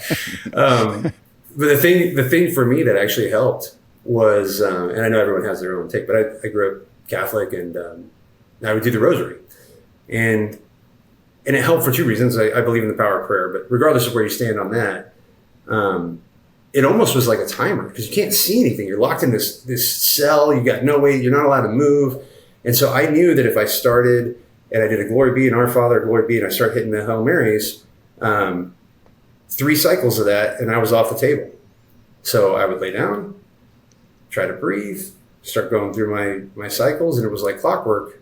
And even in those times, like halfway through the match or whatever, you're looking at the clock, and you're like, oh my gosh, I'm dying here. I don't know. And you're like, it's only 3 more minutes, or it's only whatever. Like, so I had that clock running in my head, and I could say, okay, yeah, you feel like you're going to asphyxiate. It's like, that's okay. You can be unconscious for 5 minutes and they can still bring you back. Like, just let it go, man. Like, it's only going to be a 6-minute treatment. So that was sort of how I kind of baby stepped it through to get through the really, really rough treatments. Yeah. Did you ever see that Bruce Willis movie, Hudson Hawk? Yeah. Where he's like the cat burglar, but that's how he timed all of his like jobs, was he would like sing a song or whatever. Yeah, like, it works. Kind of what that reminds me of. Yeah. Yeah, it works. You mentioned the rosary. Did faith kind of help you through the whole process of cancer treatment outside of that? You know, it's interesting because it was a central component, but I think like some family members, I won't say who, I felt like kind of almost had a crisis of faith. Like, how could this happen? You know, you believe God is supposed to be good and blah, blah. I never had a moment of doubt. I was like, okay, this is part of what was supposed to happen. And, you know, I believe it's happening for whatever reason it needs to happen to, and I'll get through it because that's part of the plan, or I won't because that's part of the plan. So I think what it really did for me was give a confidence that, you know, no matter what happens, it was meant to happen and it's going to be okay. And then it does give you something to think about that's higher than you, which I think is important, you know, regardless of how you get there. For me, again, it's Catholicism, but you know, knowing that you can tap into something. I do believe in the power of prayer, and that really made the difference. So I think where it helped, I can't point to, like, I wasn't going to church while I was going through treatment. I wasn't doing those things. So in that sense, it wasn't like the thing that carried me through. But I would say more important than that, it's sort of a foundational component of who I am that gives me the confidence to face whatever I'm facing and get through. So, like, there wasn't even a question in my mind. I never felt any sort of guilt or anger towards God or anything. I just was like, okay, like so I'll share one other piece too that I think is kind of shapes this really well. We only had like 2 things on the refrigerator my whole life growing up. And one was the frog getting eaten by the stork and it's choking the stork. And it says, never give up. Yeah, never give up. And I remember seeing that every day as a kid. And like that is imprinted in my mind. And I think that has helped me with life. And the other one was footprints in the sand, if you're familiar with that story. So there's a guy walking on the beach and there's 2 sets of footprints because he's walking with Jesus. And you know, something bad happens. Essentially, he's not strong enough to do it on his own. It goes down to only 1 set of footprints. And he says to Jesus, like, why would you abandon me? You know, in that time of need when I was at my worst, and Jesus said, I didn't abandon you, I carried you. And that was why there was only 1 set of footprints. So those were the only 2 things on the wall or on the fridge, you know, when I was growing up. And I do think that's a fundamental component. And having that kind of thought process where I thought, okay, if this gets to be too much, you know, Jesus will carry me. Like, I'll figure it out. I do think that helps to have that quiet confidence. And I think other people, maybe you have a crisis of belief and all this other stuff. And all that's going to do is add doubt and distraction when you need to be 100% focused on the fight ahead of you. So in that sense, I think being grounded and rooted in that is probably the best thing that could have happened to me. But it wasn't like a specific, you need to do this activity to be able to get through, because it was deeper than that, if that makes sense. What would be some advice that you would give to somebody that's dealing with something like this? Some things that maybe you wish somebody would have told you early on that would have inspired you? Well, the inspired part is kind of fun. Let me start by saying drugs, just do it. I didn't even know what palliative care was. And that's where they give you, you know, it's really designed for people that are terminal and they're going to make you comfortable. But they have a whole, like, that's what it's known for, but there's a whole spectrum. And if it's kind of like in jiu-jitsu, if you get behind in an exchange or a scramble or whatever, it's really hard to get back. And it's the same with pain. If your pain gets overwhelming, it's really hard to catch back up. So I would say, be responsible. Don't go bananas, but work with the doctor in advance. Understand at what points the pain gets worse and what options there are, and have that lined up ahead of time so that you aren't ever falling so far behind that's excruciating and you don't think you can make it through. I think that's a huge, the same thing applies when you're like doing I've been doing rucks and things like that. Like, you stay ahead of the carb load, you stay ahead of the fueling, because once you bonk and you crash, it's really difficult. And then it's going to be a survival mode deal. So number one, I would say learn as much as you can about, not necessarily about how the cancer started, the history and all, like what is the treatment plan and what are the stages of this? And then what are typical treatment components to it and typical medications and when do they usually happen? So you can kind of like map the course ahead of time. No different than studying your opponents, looking at the bracket, thinking through your game plan. Like, you don't figure that out when you walk on the mat. The other thing I would say is understand, this is the biggest thing, understand your why. As I reflect now and I think about, you see this again, I'll reference, grew up military, so there's a lot of military references. You think about the special forces people that get through BUDS or they get through selection, they get through whatever. This common theme sort of starts to emerge. And if I think about all the really hard things that I've done in my life, this included, when you get to a point that you say, I am going to do this or I am going to die, that level of conviction, the downside is you might die, but the upside is you are 100% committed to getting through. And I'll share the example of what I'm talking about. I got to a point, I was never worried about losing the weight. I couldn't eat. And I was just losing weight and it was fine. And then one day it got so bad to swallow that I couldn't drink water. And chemo dehydrates you and radiation dehydrates you. And now you're not able to get in enough fluids. And I thought, holy shit, like this really could kill me. And so I talked to the doctor about options and they said, we can put you on a feeding tube and we can, water you like a plant and feed you like a plant. And I started running the math in my head and I studied a little bit and they say, well, the problem with that is the recovery is really hard. You're gonna get a bunch of atrophy in your mouth. It's gonna be harder to learn how to eat again. It takes a long time to take the tube out if you do that. There's gastro complications that can happen, risk of infection. And then the last piece too was like, I wouldn't have been back at Worlds 6 months later. I wouldn't have been rolling again for a year and a half, too. Who knows? Because they would have had to do the surgery and all this other stuff. And I said, you know what? I'm not going through this to live some geriatric life afterwards. Like, I'm fighting this and I'm going to come out the other end better or I'm not coming out. And all my friends, like I have a couple of friends who are doctors. They're like, dude, you got to get this feeding tube. Like everyone was telling me to get the feeding tube. And I was like, you know what? Fuck this. I'm either going to die or I'm not getting that feeding tube and I'm going to make it through. And that stubbornness actually worked. I made it through and the recovery was better because of it. It was a little scary. I had to start getting IVs regularly throughout the week. They're starting to blow my veins because you get really, your body gets run down, but I made it through. And you could, like the smart move probably would have been to get the feeding tube. So acknowledge that up front. But for me, I had an expectation, a standard of where I was going. I was rooted in my faith. I had my why of how I was going to fight. And so when it got really hard, I was able to tap into that moment of I'm making this decision. I'm going to fight my way and it's either going to work or I'm going to die. And I'm okay with that. So that I think is important. It doesn't have to be as extreme as mine. But understand your why. It could be because you have a little daughter at home. It could be because you're taking care of your parents. It could be because you're really big in your community, helping people. It could be because you set a goal that you wanted to finish school or you haven't seen some place in the world. Like whatever your why is, you've got to have that queued up before it gets really hard because it's going to get hard.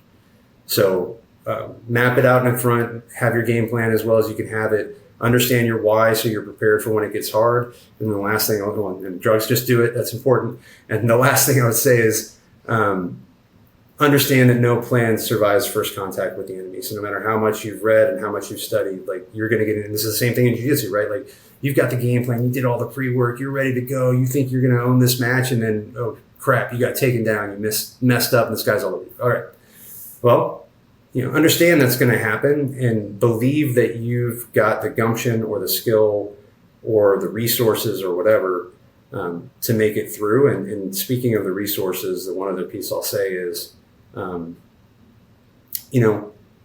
have the people around you that you could trust. So James, I did trust you. I know I didn't reach out to you. But part of that was I had to really narrow the circle down because I couldn't manage it. So I think everybody would be a little bit different. If you're like a super extroverted person, like maybe you want to tell everybody, hey, I'm going through this, and you get the words of encouragement and all those other things. So like reflect on the type of person you are and the support that you need. For me, I didn't want to be asked about it. I didn't want to hear about how are you feeling. I'll tell you how I'm feeling. I'm feeling like I got hit by a Mack truck. Like I feel like I'm going to die.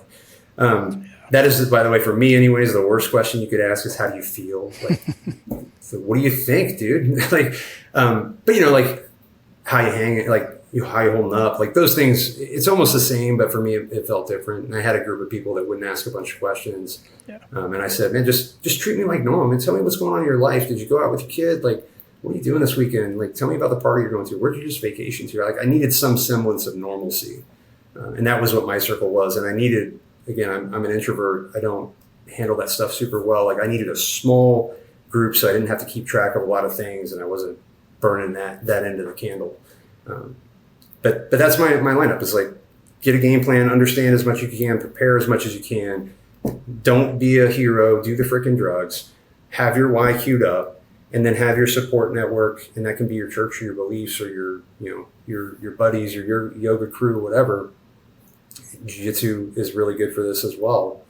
And then the last thing is never give up because that's really where you fall apart. Is the second you're not sure, the second you decide, I don't know, like you lost. All I got out of that was you were ducking me.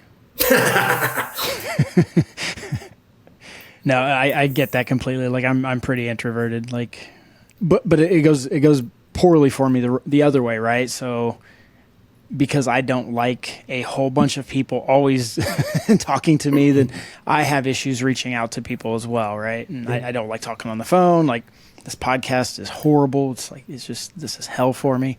Teaching jiu-jitsu is it's miserable. But seriously, like one of our guys was like one of our purple belts. His wife's in the hospital, and I was like, oh God, and I know how it is when something like that happens where 300 people want to message you or call you or come hang out. And it's like, I just sent him a message. I said, hey, I heard, I hope everything's well, sending good vibes and prayers. If I can help with anything, please let me know. Yeah, that's perfect. That's perfect. There's one other thing too. There's usually an unsung hero behind these things. And in my case, it was my wife. I don't even fully appreciate, I think, how hard it was on her. Yeah. And so I do think, and again, that person already has a huge burden of carrying around and seeing this person they love go through stuff. But I do think if you could reach out with words of encouragement and support, not questions necessarily, but don't forget the support person, the ride or die next to the person going through it. That's a big deal. And they are going through way more than they're even allowed to let show, because they're so worried that might transfer on to the person that they're supporting. And I'll say one other thing too, just on the note, because we keep bringing it up. There's also, I'm very confident in my friend network, you being one of them, James, that like we could not talk for 3 years, and then if you called me and said, hey man, I need you up here, I'd be there. You know what I mean? And I feel the same way with you. If I would have called you, I fully believe, and if this isn't true, just lie to me right now. I fully believe though, if I would have been like, James, man, I need you down here. Like I'm messed up, dude, and I need your help. Like you would have come. And I've been very fortunate, I think, to have friends that the relationship doesn't depend on a weekly text and a birthday card and any of that BS. Like it's just built on genuine connection and we have a good time when we're together. You take advantage of that when you can. Oh yeah, for sure. So your brand, your Rise Again BJJ, I'm assuming, I don't know if we've ever talked about it. We haven't. I'm sure we have. And I was. No, I don't think I ever brought it up, but I think where you're going is probably right. So Rise Again, this is a post-cancer thing. Uh-huh. And yeah. Tell us about your Rise Again BJJ. You said more people would probably know that brand name than would know the name Tom McMahon. What's it all about? Yeah, so I had plans for it and they've kind of paused, but but you're correct. The whole rise again was that adage, martial arts adage, right? Fall down 7, get up 8. And that was the idea, is no matter how many times you get knocked down. Can I stop you there? Hold on. I want to stop you. If you fall down 7 times, don't you only get up 7? Hey, listen. Don't insert logic into an otherwise cool story. Maybe you started down though. That was my question. Yeah. Like, do we count like, okay, I wake up in the morning, so that's get up 1, and then I fall down. Yes. Yeah. 7 times, but I get up. Okay, all right. Chicken and the egg, you laid down initially to get up that first time. Right. You didn't start on your feet. Yeah, I guess at birth we start down and then you learn to walk. Okay, all right, continue. Sorry. Yeah, I don't know how you were born, but I didn't come out walking. I don't know. I wasn't there. I'm assuming it's like a giraffe. But yes, yeah, okay. So now that you've ruined mine, now that was like thank you for inserting that in something that I've read since I was a kid. Was like this martial arts philosophy that I always thought was cool. But I think we've established that he was wrong and we're right. And I'm putting you on my side on that one. But yes, that was the idea: is just get up more times than you fall down, or in your case, James, as many times as you fall down, since you seem to start on your feet. And so it was meant to be about resilience. I had thought initially, maybe I would help people build resilience and be focused on those sorts of things. And I started a blog actually where I was thinking about how to build that up and leverage that brand. The design was actually done by my wife's sister, so my sister-in-law. She's an awesome graphics designer, and she made this cool phoenix that kind of has the colors of a black belt because it was meant to be associated with jiu-jitsu as well, which helped me through. And that was what the idea was. I was going to start, I don't know, either a podcast or something and kind of build it up and be a place where people could support. And what I found was I kind of got distracted by work and other things and recovery. I don't know that I was really in a full place to give the type of support that I mentally wanted to, because, you've gone through that and you know how much it sucks and you want to help people. It's not a dead thing yet. I would say it's still out there, and I try to I get messages every once in a while where sometimes I inspire people to do hard things like a ruck or a workout or whatever. At the bare minimum, I know I'm inspiring people to have good whiskey and steak, and that probably means more than the resilient stuff anyways. You can have those things. There is a lot of that on your Instagram. Coffee, steak, old fashions, some watches, and then some workout stuff. That's basically what it could summarize me pretty well. And jiu-jitsu every once in a while. So that was the idea. One of the things I have thought about, because it's not out there and now I'm putting it out in the ether, so I'm gonna have to live up to this. I started writing a little bit, but and it'll probably end up just being a catharsis for me, but maybe it helps. A lot of the stuff we've talked about today, I think I could say with less words and put into some sort of a written format. And that was the idea with it as well, was to kind of use that as the launching point of Rise Again. And if nothing else, it's for me. It just reminds me that you got to keep fighting, keep getting it up, and keep pushing forward. I thought about at some point maybe opening a gym and doing that. I'd probably end up with Alliance, as the gym anyways. But if not, that's a good fallback option as a brand. So we'll see where it goes. I think it's still it's still kind of in the early stages. It's been 5 years. It's recognizable. I think it's a cool logo and it's got potential. And we'll see what happens as the evolution continues. Well, and it's a good message. And I think it's something that a lot of people can identify with, no matter if it's just from a jiu-jitsu perspective, from a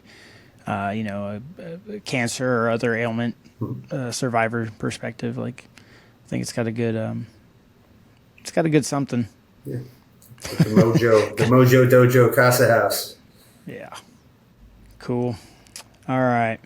Now that you've been doing jiu-jitsu for, what year did you start? 05? Yeah. 20 years? Yeah. 21 years almost? How do you feel about it differently now than you did when you started, or when you were, say, 6 months, a year in? How is jiu-jitsu different to you? In so many ways. I was obsessed. And I think this is normal, you know, in the early belts. And like, I couldn't imagine missing training. I'd come train injured. I'd, you know, 6 days a week, twice a day, whatever it took, like just going nuts. And I don't think that has worn off per se, but the obsession certainly isn't, you know, the thing that fuels me to go anymore. I also used to do like these crazy warm-ups. I remember one time Damien had to pull me aside at brown belt. He's like, hey man, I need you to lean the warm-up. Can you like keep it to 5 minutes? This isn't a strength and conditioning session. Like you're wearing everybody out. And I just was in that old school, everyday bojada, you know, like, I was in my 20s too. That helped. Yeah. So, and then I was always obsessed with like the next move and who was the competitor. And I was watching all those things. And I think this is a natural progression, and everyone talks about this, but black belt started to shift a lot of that, where it became much less about the move or the individual, and I got very obsessed with like little details. I just was at Hilly and Gracie headquarters. I've been there a bunch of times, but Hilly and Gracie happened to be teaching, and we were talking about that gigantic dude that won with a Masapao at Worlds this year, and how the guy at the bottom like looked like he didn't even try to defend it. And Hillian shows a defense, and he literally just shifted his hand position almost to like a false grip, like you would see on a pull-up bar. I've never seen anyone do that before. I've been doing jiu-jitsu for 21 years. I've never seen anyone grab like a grip like that. So not even like just the normal Masapan defense, but it was how he grabbed the hand. I was like, holy shit, this is so smart. Like, how have I not seen this? Those are the things now that I get really excited about. And you find them in the most random places. You show up and you have a conversation. He showed a bunch of moves that day and talked about all kinds of things. And the piece I walked away with his one grip. You go to a random gym, you see some blue belt do something, you're like, how did he do that? You know, it gets really interesting. So those things excite me so much. And when I started, I wouldn't even have noticed. So that's a big change. I think the other change too is I don't feel like I have to do jiu-jitsu every single day. It's not my only identity. It's an augmentation. It's a social circle. It's where I have a lot of friends. It's a skill that I want to maintain and build. So I think that part's different. And because of that, I'm turning into that crotchety old man, like I was joking with the ergonomic, this and that, and everyone starts saying stuff. And I'm like, dude, we were doing that back in 2007, you know? Like, and get off my lawn. Yeah. And I try to check myself with that because that is an ego thing too. And the whole point of jiu-jitsu is to keep your ego in check, and it'll do that for you. Because I want to maintain the curiosity. The thing that I'm always inspired by is you'll see, like last time I went to Orlando, Bruno asked me to teach. Like 10-time world champion asked me to teach in his school wrist locks. I mean, I'm kind of good at wrist locks, but still, I'm like, wow, would I be that humble to ask? I mean, you do that when I come to visit you too, James. Like, you know, at least as much. You've probably forgotten as much jiu-jitsu as I know.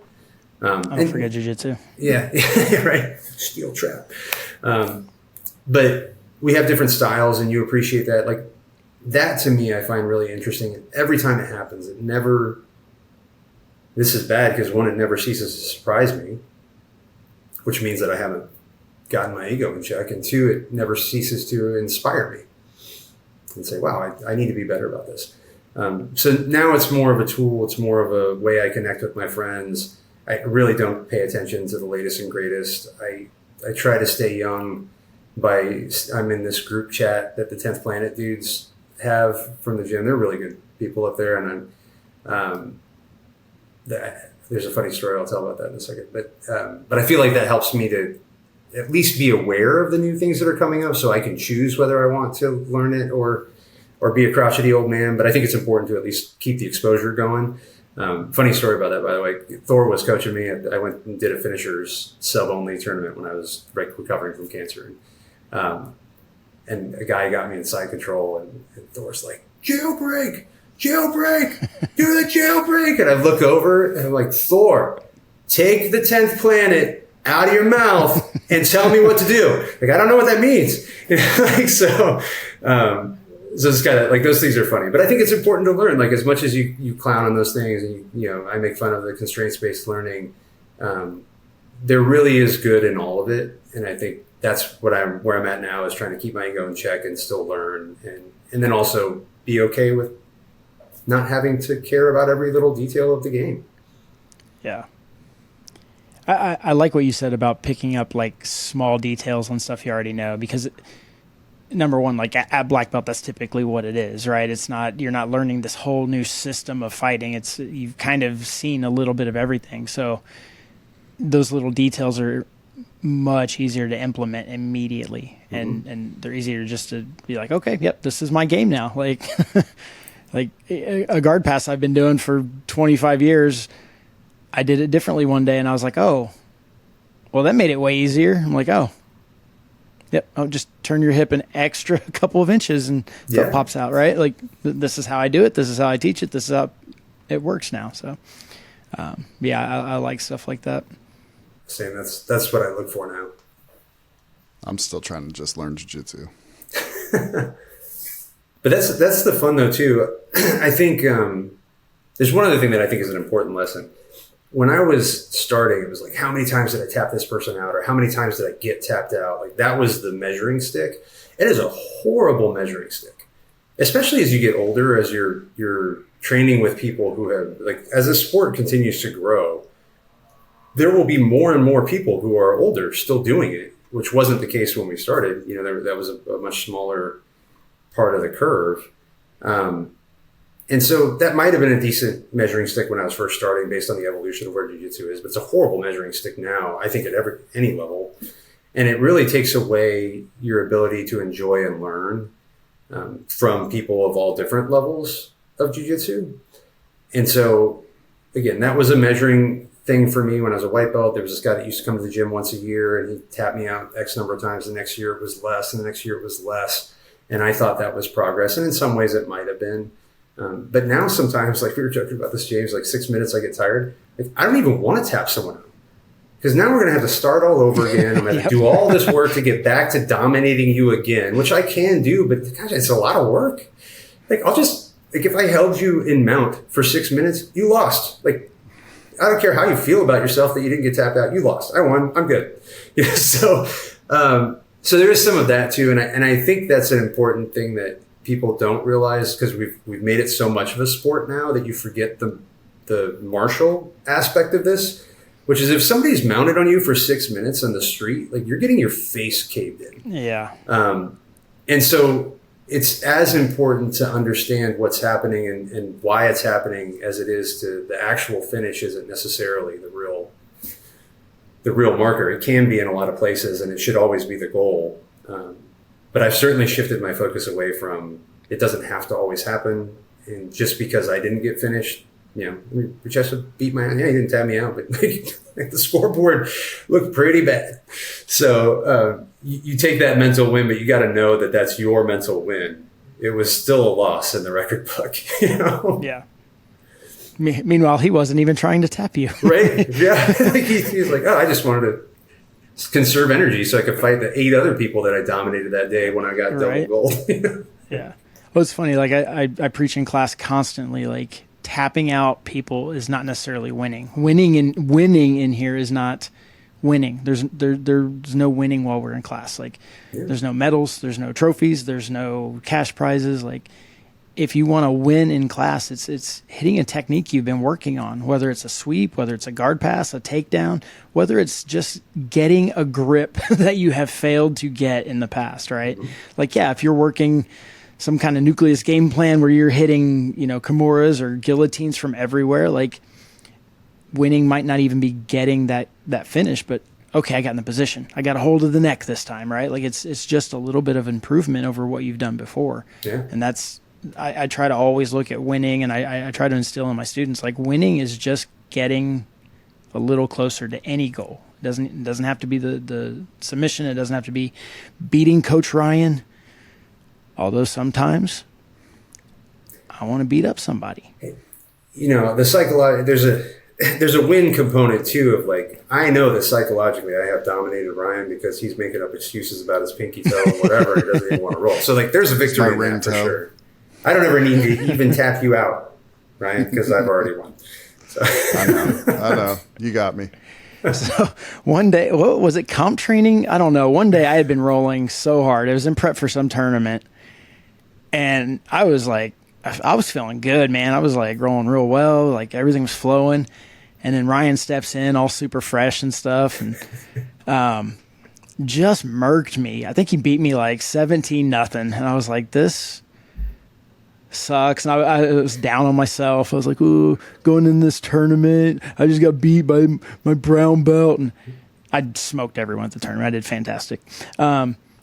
You're welcome. But I made sure the next round, the next time we rolled, I was like, yeah, I'm going to smash him. Like, I'm winning this match, right? Like this, I don't even care if he's flow rolling. Like this is my match. I'm going to win because of last time. Yeah. Yeah, I was just there for a private lesson. I wasn't even there to train. And it's like, yeah, I'll roll one. Like, This is way easier. This is great. Wait till your coach is tired. Yeah. That's a tough one too, that I don't think everyone understands. So there's been times where I've gone into a gym and I haven't performed well, or you're traveling and you're getting beat up by people.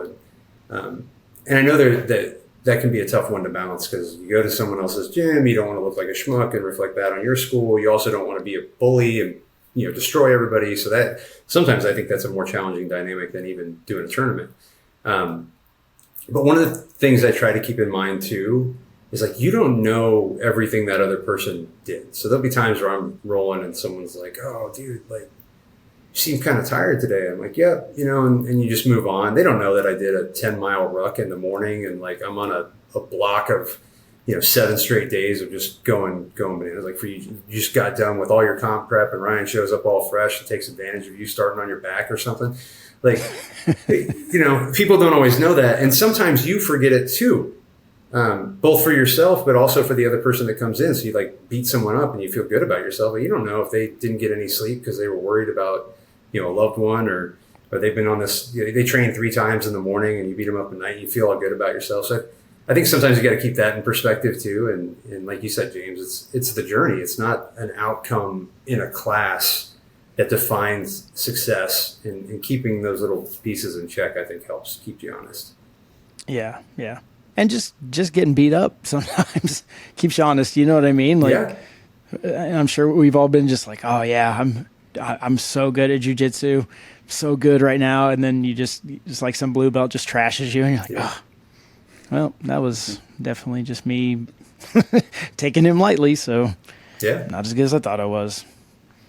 Yeah, I've been struggling with recently moved to Cape Coral, Florida, so I'm not too far away from you, Tom.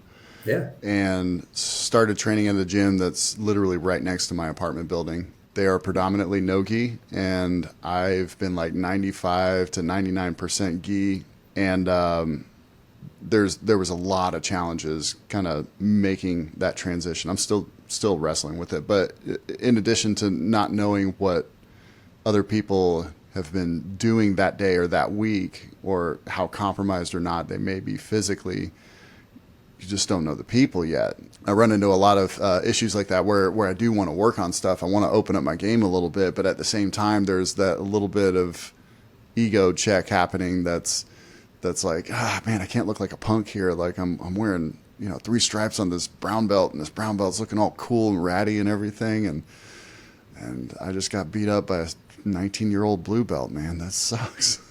Yeah. I think that's good, though. I was more like you too, Ryan. No-gi happened because we walked onto the mat and Pedro was like, hey, guys, today's no-gi. Take off your tops and we're all going to beat each other up. It was like slap jitsu, and it was like real old school, but it didn't happen very often. And so I never thought I was very good at no-gi. I mean, obviously your jiu-jitsu carries, but it's not the same.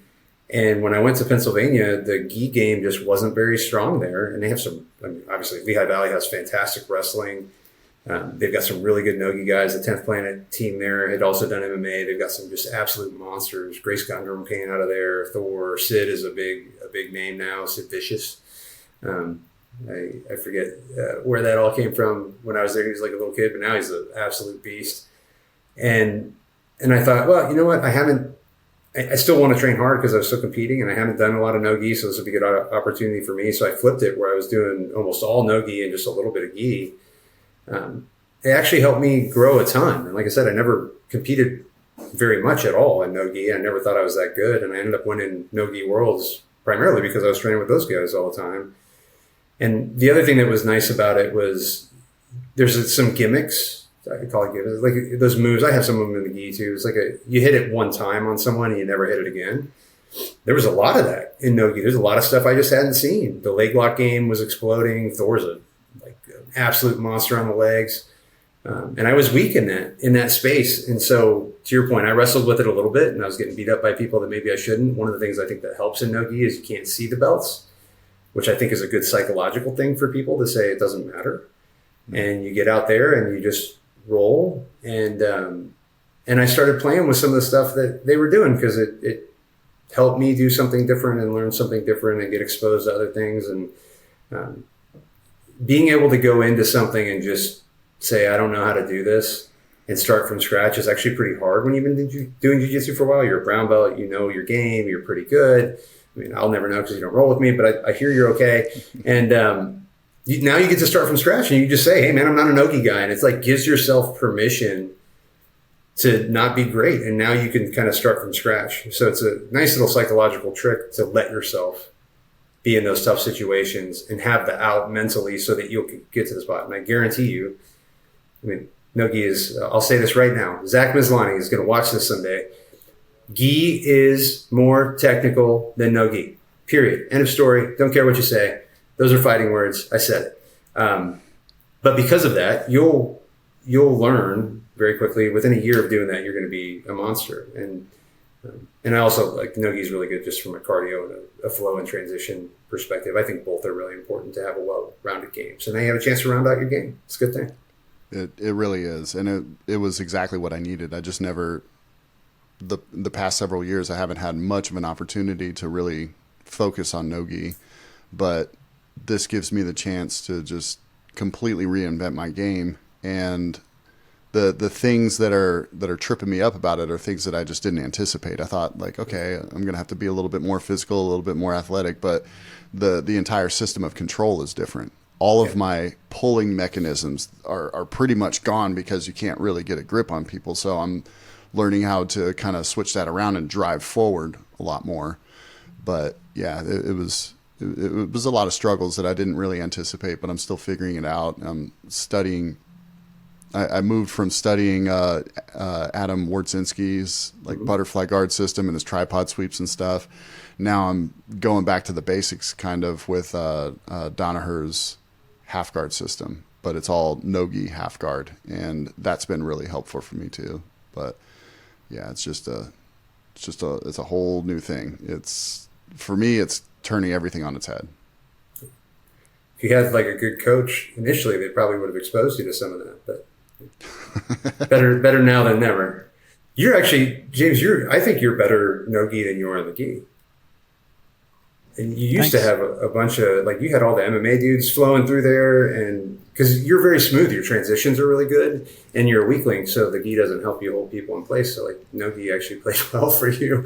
But I remember going, when I'd come visit, that I actually thought the no-gi classes were always really challenging and you were really good. So I don't know what you've done to put Ryan in this tough spot, but it sounds like you got to bring it back. We quit doing MMA at the gym. Like, honestly, like we used to do a lot of no-gi, a lot of MMA, and then all of our fighters were just like, yeah, MMA sucks. I don't want to do it anymore. And so, like, I think we had 30-something fighters on the roster at one point, and then we went from 30 to like 3, and then I was like, yeah, I'm too old to be coaching this anymore. I don't want to do it. And everybody else was like, I don't like MMA.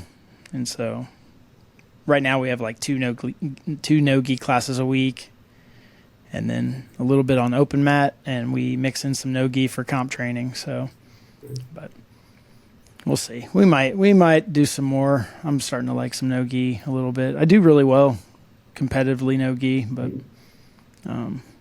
I say I do well for me. You know what I mean? I'm not winning black belt worlds or anything yet.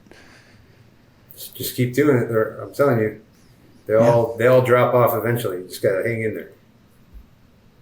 Yeah, Maybe. We'll see. Well, cool. Tom, man, that was a lot. That was a heck of a story. And I know you and I we've talked a few times here and there, but again, I don't see you that often, so I don't want to just be like, tell me all the cancer stuff. But yeah, it's not usually the first thing people bring up when you're just right.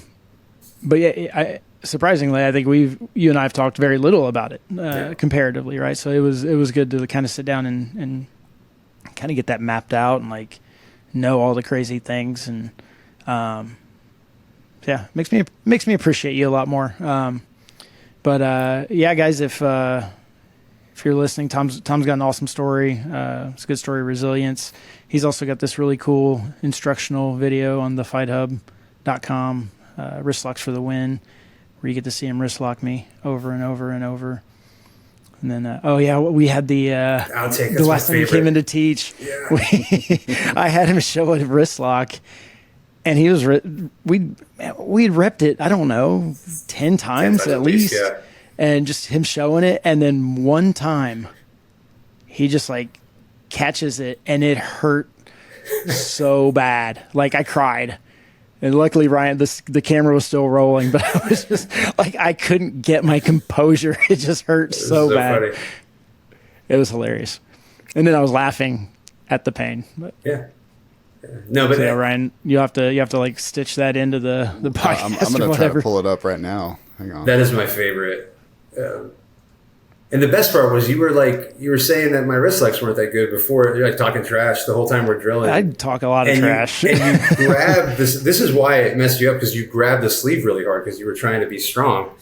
And I did it all the exact same way. I'm not taking any blame for your weak wrists.